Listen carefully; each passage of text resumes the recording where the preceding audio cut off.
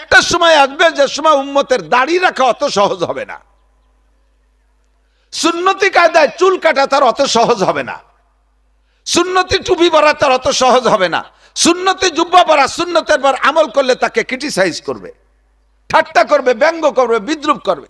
তোমরা কলেজের ছাত্র, তোমরাই সাক্ষী দাও। এই কলেজে কোনো ছেলে যদি জুব্বা পাগড়ি টুপি পরে চলাফেরা করে, বাকি যারা এক শ্রেণীর ছেলেরা আছে তারা তাকে ব্যঙ্গ করে কি করে না? এ হুজুর হয়ে গেছে, তুমি বিশ্বাবতী আইছো, বেশ কি মারে না? কোন ছেলে যদি দাড়ি রাখে, তার যে কত রঙের দাড়ি কয়, লাস্টে যা কয় তা তো আর কোয়া যায় না কলেজের মধ্যে। কয় কি তুই কি শেখ খাইছিস নাকি? তাহলে বোঝা যায় যে শেখ খা তো বোঝো, তোমরা ভালো বোঝো।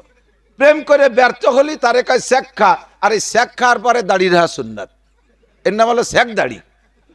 এই শেখ দাড়ি করে তারা ব্যক্সিমাতি ব্যঙ্গ করতে দেয়, অথচ ছেলেটা সুন্নতের মহাব্বতে সরমনে হুজুরের কাছে বায়াত হয়েছে, মুফতি আব্দুল গফফার সাহেবের কাছে বায়াত হয়েছে, তবলিগের সময় লাগাইছে, মুফতি আপনাদের ইমাম সাহেব সিরাজ সাহেব হুজুরের সাথে সম্পর্ক রাখে, তাই ছেলেটা আল্লাহর মহাব্বত রসুলের মহাব্বতে দাঁড়িয়ে রাখছে। তার চতুর্দিক যে তীর মারতি তালে থাকে। যুবক যদি দাঁড়িয়ে রাখে, কলেজের ছেলে, তার মাই তারে ঠাট্টা করে, তোর বাপ আজ সাবালে গেল না, তুই বুড়ো হয়ে গেলি কেন? তোর বাপের বয়স 60, আজ সাবালে, বাপ সাবালে মানে দাঁড়িয়ে রায় নাই বলে সাবালে গেলি। তাহলে এই সময় সুন্নতের পর আমল করা বড় কঠিন না? এই মুহূর্তে যদি যুবক তুমি হেসে উড়িয়ে দিবা না, কথাটা তুমি নিবা, যেটা নেওয়া দরকার। এই সময় যদি তুমি সুন্নতের পর আমল করো, আল্লাহর কসম, তার 99 নামের কসম, তোমাকে 100 শহীদ, কোন শহীদ? বাংলাদেশি শহীদ না, শহীদ হরিভদ বাংলাদেশে। হিন্দু হয়ে বলে শহীদ হয়, শহীদ হরিভদ যোগ্য, সেটা তাকে ব্যাপার। তো অরিজিনাল বদর উহুদের যে শহীদ, এইরকম শহীদের 100 শহীদের যেই নাকি খুদার কসম তোমাকে একটা সুন্নতের বিনিময় সেই শহীদ সওয়াব দেওয়া হবে। তুমি যদি কলেজে টুপি পরে কলেজে আমল মানে লেখাপড়া করতে পারো, কঠিন জিহাদ। আল মুজাহিদু মান জাহাদা নাফসা। আরে যুদ্ধের ময়দানে মারামারি লেগে গেলে উজকেও বহুত মানুষ যায়, সে সময় একটা জজবা এসে যায়। কিন্তু অবিরাম সর্বহালাতে নিজের নফসের সাথে জিহাদ করে সুন্নতের পর আমল করা, এটা হলো সবচেয়ে বড় জিহাদ, সবচেয়ে বড় জিহাদ। এই জিহাদটা করতে পারলে তোমার সব জিহাদ করা সম্ভব। আমরা মাদ্রাসায় থাকি, আমাদের মাদ্রাসা অনুকূল পরিবেশ, আমার মাদ্রাসায় কোনো নারী নাই, কোনো মহিলা নাই, কোনো কোথাও আমার মাদ্রাসায় একজন মহিলা নাই। কাজেই আমি সারা বছর আমরা পর্দা করা একেবারে আসান, একেবারে সহজ। আমি যদি বলি, আমার কোনো ছাত্র যদি বলে 1 বছরের ভিতরে কোনো নারীর মুখ দেখি নাই, ভালো কথা, দেখো নাই, এতে একটা নেকি হওয়া দরকার। কিন্তু একটা মাদ্রাসার ছাত্র শিক্ষক 1 বছর পর্দা করে নারীর মুখ না দেখে যে পরিমাণ নেকি পাবে, আমার প্রাণপ্রিয় নাম দিয়ে কলেজের স্টুডেন্ট, তোমরা মাত্র 1 ঘন্টা যদি চোখ করে নিচু করে কোনো নারীর দিকে না তাকায় থাকতে পারো, তাহলে আমি 1 বছর পর্দা করে যে নেকি পাবো, তুমি 1 ঘন্টায় তার চেয়ে বেশি পাবা। কারণ আমি অনুকূল পরিবেশে আছি। আমি বেপর্দা করবো, মাইই তো নাই, তা দেখবো কারে? আর তোমার এই জায়গা হাঁটতে চলতে পায়ে বেঁধে যায় মহিলা, এই জায়গা তোমার পর্দা করা বড় কঠিন। কথা কোন ঠিক কিনা? আমি যদি গল্প মারি, আমি জীবনেও কোনোদিন আসামির কাছ থেকে 1 টাকাও ঘুষ খাই না। আমি বললাম, আমি মৌলানা নাসির বললাম, আমি জীবনেও আসামির কাছ থেকে 1 টাকাও ঘুষ খাই না। কেন খান না? আমার দেয় না, তা খাবো কই? আমি তো পুলিশে চাকরি করি না। তা আমি যে ঘুষ খাই না, এর তো পাই না বলে খাই না, আমি ঘুষের পরিবেশে নাই। কাজে আমার ঘুষ থেকে দূরে থাকা সহজ। কিন্তু কোন পুলিশ যদি বলে আমি একদিন 1 টাকাও ঘুষ খাই নাই, আমি 100 বছর ঘুষ না খেয়ে জেনে কি পাবো, ও পুলিশ একদিনের সুযোগ পাইয়ে সেই ঘুষ না খাওয়াতে তার চেয়ে বেশি নাকি পাবে। কারণ সে ঘুষের পরিবেশের ভিতরে, প্রতিকূলের ভিতরে থেকে নিজের কন্ট্রোল করেছে। জগদীশ স্যার নামে হিন্দু একজন মাস্টার ছিলেন, উনি বোর্ডে লিখে দিয়েছিলেন, সেই ছোটবেলার কথা ভালো মনে থাকে, একদিনই পড়েছি, বেশি পড়ি নাই। ওই দিন লিখে দিয়েছিলেন, মন দিয়ে করো সবে বিদ্যা উপার্জন, সকল ধানের চেয়ে বিদ্যা মহাধন, এই ধন নাহি কেউ নিতে পারে কেড়ে, যতই করিবে দান ততই যাবে বেড়ে। তোমার আব্বার 2টা ছেলে, তুমি আর তোমার বড় ভাই, তুমি আর তোমার বড় ভাই। বড় ভাইকে আব্বা একদিনও পড়ায় নাই, বাপ 200 বিঘে জমির মালিক। তুই তো মাইকির ব্যবসায় মাইক খেয়ে যাবি নিশ্চয়, তোর আর কেউ নেবে না রে। আমার সাথে রোগীর মতো ক্যারত কুরুত করতেছে। চাইছিলাম যে কলেজের মধ্যে একটু ভালো ভাষায় কথা কব, তুই আজও রাখতে পারলি না। আমার দিক 2 ভাইয়ের 1 ভাই, বড় ভাই রে, তোমার বড় ভাই রে 200 বিঘের জমির মালিক বানাই দিয়েছে, আর তোমার আব্বা 1 ইঞ্চি জমিও দেয় নাই, তোমার আব্বা বিসিএস পাস করাই দিয়েছে। তোমরা যারা আসো বলো, ছোটদেরকে ছাত্র হিসেবে তুমি বলছি, কিন্তু রাগ করো না। তোমার বড় ভাইরে 200 বিঘে মালিক বানাই দিয়েছে, জমি 200 বিঘে সব দিয়ে দিয়েছে, তোমারে 1 ইঞ্চি জমিও দেয় নাই, বিসিএস পাস করাই দিয়েছে। কাকে বেশি দিয়েছে, বড় ভাইকে না তোমাকে? যাকে বিসিএস পাস করাইছে তাকে বেশি দিয়েছে, ঠিক না? যাকে বিসিএস পাস করাইছে তারে বেশি দিয়েছে। আর যারা জমির ভক্ত তারাকে ওর আর বিসিএস দিয়ে কি হয়, 200 বিঘে জমি আব্বা এমন পার্সিয়ালিটি করছে। আর যেটা মূর্খ অশিক্ষিত 200 বিঘে জমির মালিক, ও জমির গরমে কিন্তু রামদের বাজারের আংটা ধরে উঠোয় আর নামায়, ঠিক না? ওর সেন্টিমেন্ট সবসময় হিট থাকে, যে কোনো সময় কথা আড় বাঁধার সাথে সাথে বঠিয়ে দিয়ে বাড়ি শুরু করে দেয়। তো 200 বিঘে জমির গরমে গন্ডগোল লাগিয়ে গেছে, একজনে একে বাড়িতে জায়গায় ডেট করে ফেলাইছে। এই পুলিশের সামনে ঘটনা, একেবারে স্পট অ্যারেস্ট, যেখানে ঘটনা ঘটছে ওই জায়গাতে পুলিশই ধরে নিয়ে গেছে। মাত্র 2 বছরের ভিতরে এই মার্ডার কেসের থেকে বাঁচতে জন্য 200 বিঘে জমি শেষ। অবশেষে তার ফাঁসিও হতে পারে, জমি দিয়ে ঠেকাতে পারবে না। আর যারা বিসিএস পাস করা দিয়েছে 1 ইঞ্চি জমিও দেয় নাই, ও সরকারের বড় গেজেটেড অফিসার হয়ে গেছে। ধীরে ধীরে ধীরে ধীরে আল্লাহর রহমতে বাড়তে বাড়তে বহু উপরে সচিব হয়ে গেছে। তখন আর এই গ্রামের এই রামদের বিলির জমি সইকান্দি গুগলে যোধ করে দিয়া সুর পুইসুর নাটগা চন্ডাল দিয়ে বিলিয়ে জমির কোনো স্বাদই তার নাই। ঢাকার প্রাণ কেন্দ্রে জমি কিনে সেখানে 20 তলা বিল্ডিং করে ফেলবে, সারা জীবন করে তার বংশ ধরে ধুয়ে খাতি পারবে, বিল্ডিং এর 1 তলায় ঘুমাবে আর কয়তলা ভাড়াই দিয়ে খাবে। আর 200 বিঘে জমিওয়ালা সেই বিল্ডিং এর সামনে যে হয় দারোয়ানি করবে যদি বাইচে থাকে, অথবা থাল পাইতে ভিক্ষরি বেড়ানো লাগবে। কাজেই বলা হয় এই দর নাহি কেউ নিতে পারে কেড়ে, যতই করিবে দান ততই যাবে বেড়ে। কথা বলুন ঠিক কি ঠিক না?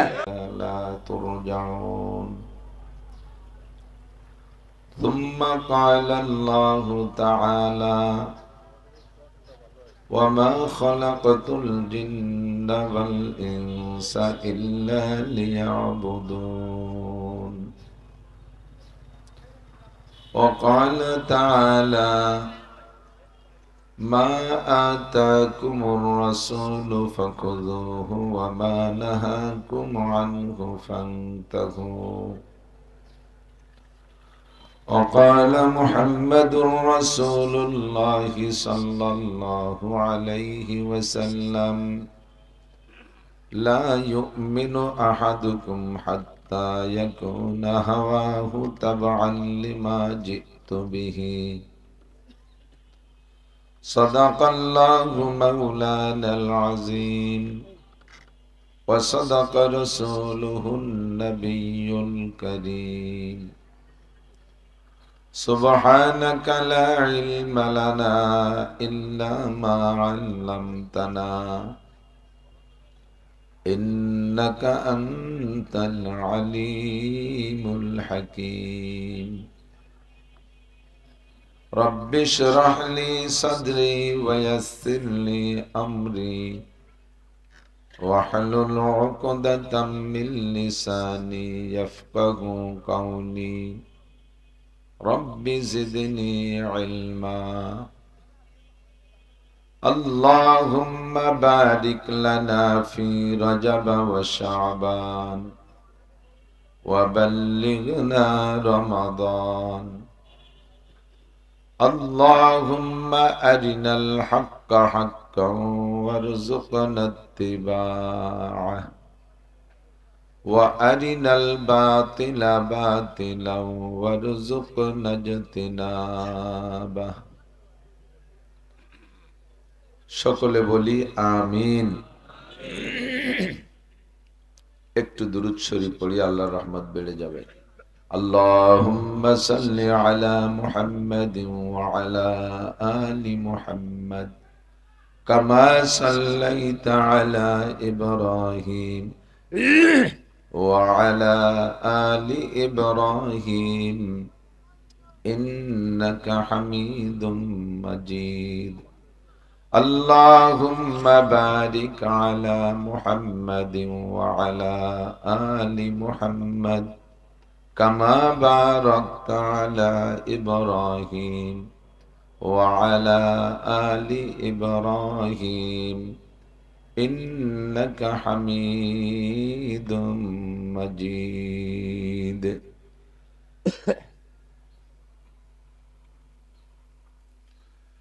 ঐতিহ্যবাহী রামদিয়া এসকে সরকারি কলেজ কর্তৃক আয়োজিত দিনব্যাপী দিনের বেলায়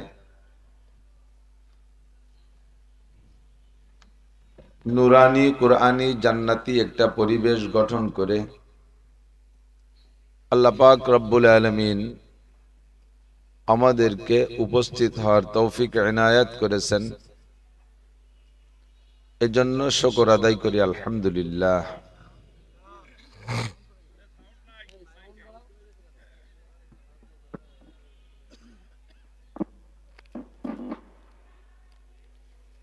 মাহফিলের সম্মানিত সভাপতি,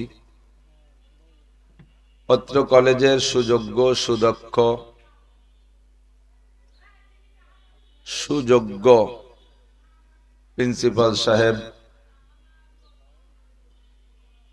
এবং অন্যান্য শিক্ষক মণ্ডলী, প্রিয় ছাত্রবৃন্দ, মাহফিল উপলক্ষে উপস্থিত এ অঞ্চলের অন্যান্য প্রাণ প্রিয় ধর্মপ্রাণ মুসলমান বাপ ও ভাইয়েরা, কলেজের ভিতরে বসে থাকা পর্দানশীল মা ও বোনেরা, আল্লাহ তাবারাকা ওয়া তাআলার শাহী দরবারে এজন্য শুকর আদায় করি যে আল্লাহ পাক রব্বুল আলামিন বাহ্যিক দৃষ্টিতে দেখতে একটা প্রতিকূল পরিবেশ, এ প্রতিকূল পরিবেশকে দিনের জন্য অনুকূলের দিকে আনার তৌফিক আল্লাহ পাকই দিয়েছেন, এজন্য শুকর আদায় করি আলহামদুলিল্লাহ। প্রিয় ছাত্রবৃন্দ যারা সামনে বসা আছে, আপনাদের সকলকে সম্বোধন করেই বলবো, বিশেষ করে ছাত্ররাই টার্গেট। আজকে আপনারা কলেজ স্টুডেন্ট, একদিন হতে পারে আল্লাহ পাক রব্বুল আলামিন আপনাকেও স্টেজে বসাইতে পারে। আল্লাহর পক্ষ থেকে যদি মঞ্জুরি থাকে,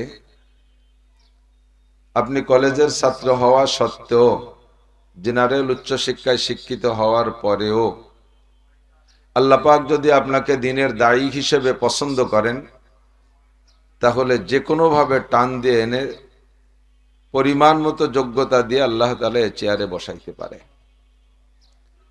মহান রব্বুল আলামিনের যে অসংখ্য গুণ, অপরিসীম ক্ষমতা, তন্মধ্যে একটা হলো ফাআলুল লিমা ইউরিদ, যা খুশি তাই করেন। আর একটা হলো আলা কুল্লি শাইইন কাদির, যা করতে ইচ্ছা করেন তা একমাত্র আল্লাহ পাকই করতে পারেন, জগতের কোনো ক্ষমতা পারে না। তো কেউকে যদি আল্লাহ পাক নজরে রাখেন, তাহলে তার ভিতরে শত অযোগ্যতা থাকলেও তাকে যোগ্যতা দিয়ে আল্লাহ তাআলা যোগ্য স্থানে বসাইতে পারেন। আপনারা শুনেছেন লুকমানে হাকিম নামে একজন হাকিম, আরবিতে হিকমত শব্দ, হিকমতের থেকে হাকিম শব্দের উৎপত্তি। হাকিমের অনেক তরজমা তাফসীরে লিখেছে, হাকিম মানে বিচারক, হাকিম মানে বিজ্ঞানী, হাকিম মানে ডাক্তার। হাকিমের সর্বোচ্চ ভালো তরজমা হলো, যেই লোকটা মানুষের হাজারো লাখো মানুষ যদি সামনে বসা থাকে, সব মানুষের রুচি একরকম হয় না। বয়সের পার্থক্যে, বংশের পার্থক্যে, আঞ্চলিকতার ব্যতিক্রমে রুচির পার্থক্য ঘটে, পেশাগত পার্থক্যে রুচির পার্থক্য থাকে। ছোটবেলায় 16, 18, 20, 22, 25 বছর বয়স পর্যন্ত ছেলেপেলেরা হাসি আনন্দ এগুলো পছন্দ করে। মধ্যম বয়সী মানুষরা হাসি কান্না দুইটাই পছন্দ করে। বৃদ্ধ মানুষ যারা, তারা হাসি পছন্দ করে না, কান্না পছন্দ করে। একই মাঠে বসা রাজনৈতিক বিভিন্ন দলের মানুষ থাকে, এখানেও আছে।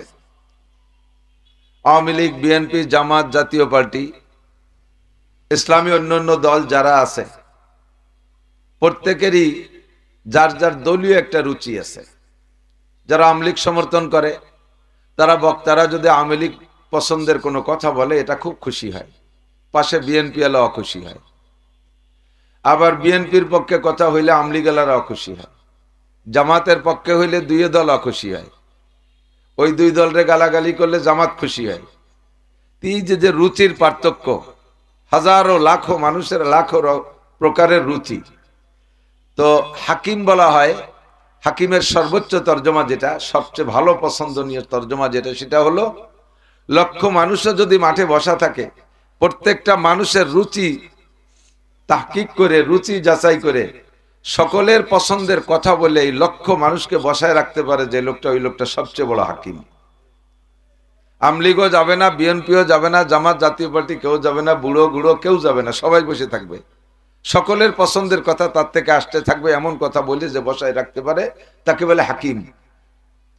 তো বিশ্বের ভিতরে আল্লাহর পক্ষ থেকে একটা লোককে হাকিম উপাধি দেওয়া হয়েছে, তার নাম লুকমানে হাকিম। লুকমানে হাকিম আলাইহিস সালাতু ওয়াস সালাম একজন নিগ্র মানুষ, কালো মানুষ, হাবশি মানুষ, বংশীয়ভাবে গোলাম, পৈতৃক কোনো সম্পত্তি নাই। নিজের সন্তান হলে সন্তানরা একটা চকলেট কিনে দেওয়ার টাকা নিজের কাছে থাকতো না, সম্পূর্ণ নিজের সহ মালিকের অধীনে। যেমন আমাদের পরিবারে গরু, একটা গাভী তার বাচ্চা জন্ম দিয়েছে, বাচ্চাটা দুধ পাচ্ছে না, এর জন্য গাভীটা নিজে কখনো ব্যস্ত হয় না যে তাহলে একটা ফিডার কিনে নিয়ে আসি, আমার বাচ্চা দুধ পাচ্ছে না, ওরে ফিডার খাওয়াতে হবে।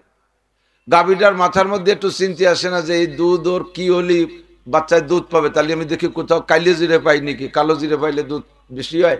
এই গাভী নিজের কালো জিরে চিনতে নিজে করে না, ওর সম্পূর্ণ গাভী বাচ্চা সহ সম্পূর্ণ মালিকের জিম্মায়, খাইলো না খাইলো মালিক দেখবে।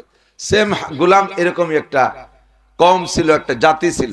লুকমানে হাকিম তেমনই একটা লোক, যার বাপের সম্পত্তি নাই, দাদার সম্পদ নাই, নিজেরও কিছু নাই, সন্তান হলে সন্তানের একটা প্যান্ট পাজামা কিনে দেওয়ার ক্ষমতাও নাই, সম্পূর্ণ মালিকের অধীনে। এমন একটা গোলাম, চেহারাটা এমন কালো, আমাদের বাংলাদেশেও কালো আছে, কালোর ক্যাটাগরি আছে, ক্লাসিফিকেশন আছে। অনেক কালো আছে যার চেহারার কাটিংটা অনেক ফর্সার চেয়ে ভালো দেখা যায়, আছে না এরকম? আর পশ্চিমা হাবশি কালো যারা দেখেছেন তারা বলতে পারবেন, যারা দেখেন নাই তারা বুঝবেন না যে কেমন কালো। মাঠের মাঝখানে একটা মানুষ বসা আছে, এটা মানুষ নাকি জঙ্গলের থেকে কোনো প্রাণী এসে বসে রয়েছে এরকম বোঝা যায় না। চেহারার কাটিং, হাত পার গঠন, এর মোটা মোটা আঙ্গুল, চোখ দুটো ছোট ছোট, মাথায় বেড়ার চুলির মতো কুকরি কুকরি চুল, সারা মাথায় নুডলসির মতো ভরে গেছে, পা বালিবাঙ্গির মতো ফাইটে চৌচির হয়ে গেছে। এই যে যত প্রকারের মানে বেঢঙ্গা সব হাবশিদের ভিতরে, এরকম একটা মানুষ লুকমানে হাকিম। যুবকদের খুব লক্ষ্য করার জন্য অনুরোধ করছি, তোমাকে আমি ওখান থেকে এখানে নিয়ে আসবো কিভাবে, তারই ছোট্ট একটা পরামর্শ দিয়ে খুতবা যা পড়ছি তার আলোচনা করব, সময় কম।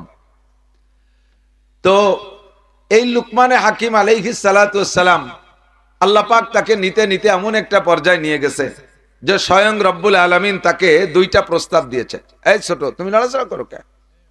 এটা কলেজ, এখানে লেখাপড়ার জায়গা, গ্রামের আইলু ভাইলু জায়গা না। যা খুশি তাই করলো, ছাত্ররা কি ভদ্রতার সাথে বসে রয়েছে, ক্লাসে যেমন বসে এখানে সেরকম বসতে হবে। তো লুকমানে হাকিম যাইতে যাইতে এমন পর্যায়ে চলে গেছে, আল্লাহ পাক রব্বুল আলামিন লুকমানকে প্রস্তাব দিলেন, লুকমান তুমি কি নবী হতে চাও না ওলি হতে চাও? প্রস্তাবটা খেয়াল করছেন আপনারা? নবী আর অলির পার্থক্য কি? সারা পৃথিবীতে যদি 100 কোটি অলি থাকে, 100 কোটি আল্লাহর অলি থাকে, এই 100 কোটি অলিকে এক পাল্লায় রাখলে আর 2.5-3 লক্ষ নবী রসুলের মধ্যে সবচাইতে ছোট নিচু মানের একজন নবীকে যদি আর এক পাল্লায় রাখা হয়, তাহলে নবীর পাল্লা ভারী হয়ে যাবে। নবীর মর্যাদা এত বেশি, নবীর মর্যাদা এত বেশি। তো তুমি কি নবী হতে চাও না অলি হতে চাও? এমন প্রস্তাব আসলে কে নবী না হতে চায়? আপনাকে যদি প্রস্তাব দেওয়া হয় যে তুমি কি চৌকিদার হতে চাও না আইজি হতে চাও, তুমি যেটা হইতে চাইবা যোগ্যতায় আমার হাতে, তুমি চৌকিদার হতে চাও না আইজি হতে চাও, কে চৌকিদার হতে যাবে? সবাই আইজি হতে যাবে না। এমনই একটা পার্থক্যের প্রস্তাব, তুমি নবী হতে চাও না অলি হতে চাও? লুকমানে হাকিম বললেন, আল্লাহ আমি অলি হতে চাই, আমি নবী হব না। কেন তুমি নবী হবে না? নবী এত বড় পদ সুযোগ পেয়ে তুমি কেন হবে না? লুকমানে হাকিম তো হেকমত ওয়ালা মানুষ, জ্ঞানী মানুষ, উনি ওনার জ্ঞানের দিকটা দিয়ে ওনার জ্ঞান খাটায় একটা প্রশ্ন, একটা জবাব একভাবে দিছে।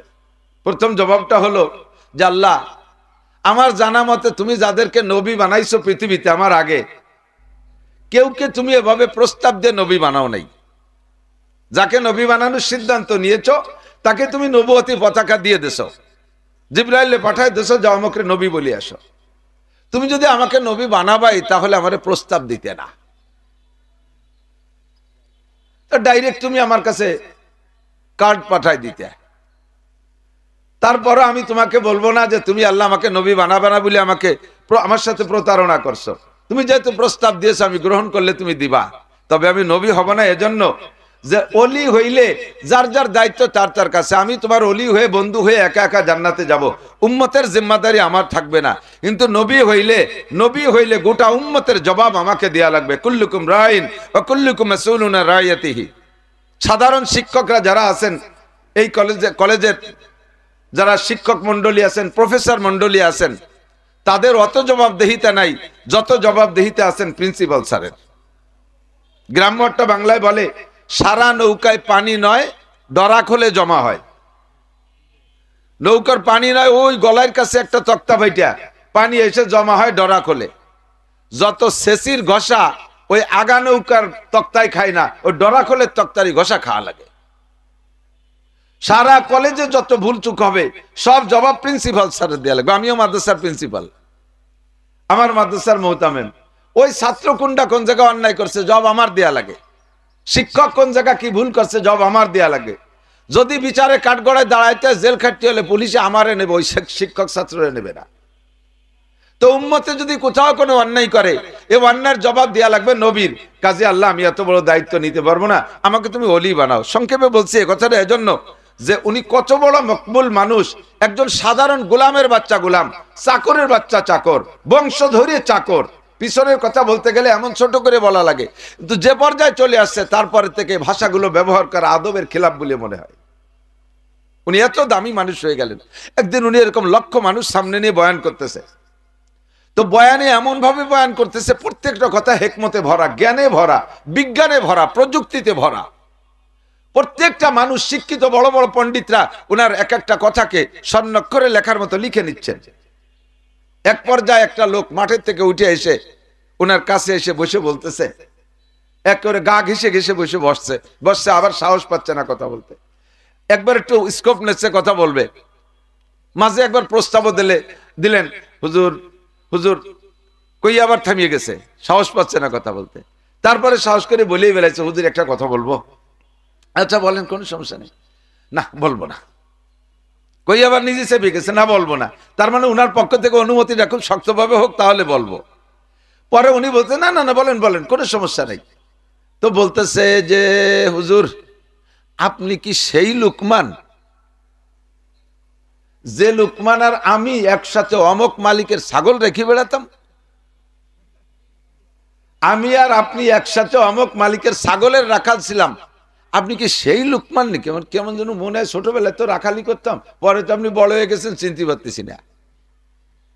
তো লুকমানে হাকিম আলাইহিস সালাম বললেন, লা তাহজান ওয়ালা তাখাফ, ভয় পেন না, টেনশন করে না, আমি সেই লুকমানি। আল্লাহ পাক আমাকে নিষেধ করছে, পিছনের ব্যাকগ্রাউন্ড যদি আমার দুর্বল থাকে ওটা ব্যক্ত না করতে নিষেধ করেছেন। ওয়ালা তানসা নাসিবাকা মিনাদ দুনিয়া ওয়া আহসিন কামা আহসানাল্লাহু ইলাইক।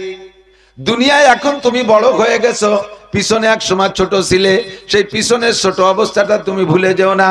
এখন তুমি শিল্পপতি, এক সময় রাস্তায় তুমি ভিক্ষুক ছিলে, ভিক্ষার অবস্থাটা তুমি ভুলে যেও না। এখন তুমি কোটিপতি, এক সময় তুমি রাস্তায় ভ্যান রিক্সা চালাইতে, ওই অবস্থাটা তুমি ভুলে যেও না। ওইটা যদি তুমি মনে রাখতে পারো তাহলে গরিব দুঃখী এতিম অসহায় কাঙ্গাল এরা যারা অসহায় আছে, দুর্বল আছে, তাদের প্রতি তুমি সহানুভূতিশীল হতে পারবে। আর যদি তুমি বর্তমান অবস্থার কথা কি স্মরণ করো, পিছনের কথা ভুলে যাও, তাহলে তুমি মানুষের প্রতি দয়া করতে পারবা না।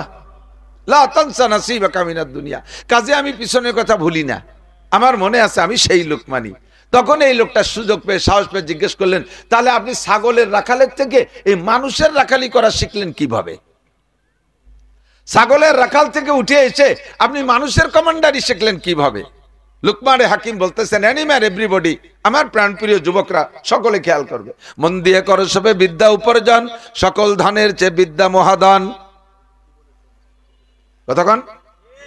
মন দিয়ে করো সবে বিদ্যা উপার্জন, সকল ধনের চেয়ে বিদ্যা মহাদান। এই দান নাহি কেউ নিতে পারে কেড়ে, যতই করিবে দান ততই যাবে বেড়ে। প্রত্যেকটা কথা তোমার জ্ঞান, প্রত্যেকটা কথা হবে তোমার শিক্ষা। আর মন দিয়ে কথা শেখো। বই পুস্তক পড়ে সেই কথাকে স্টেজে বলতে বহুত কঠিন ব্যাপার। আর শোনা কথা মনে থাকে, এটা আরেক জায়গায় বলা যায়। নিশ্চিন্তে বলবেন, আমি তফসির থেকে দেখে বলছি। আপনি আরেক জায়গায় এটা বলবেন, আপনাকে খিলাফতি দেয়া থাকলো। মন দিয়ে করো সবে বিদ্যা উপার্জন, সকল ধনের চেয়ে বিদ্যা মহাধন। এই ধন নাহি কেউ নিতে পারে কেড়ে। ছোটবেলায় আমরা যখন স্কুলে পড়তাম, আমাদের সময়তে এতটা উন্নত ছিল না, মুরব্বীদের সময় আরো অনুন্নত ছিল।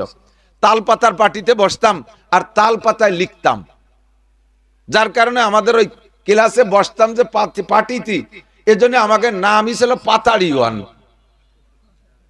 মুরব্বীরা আছে নাকি?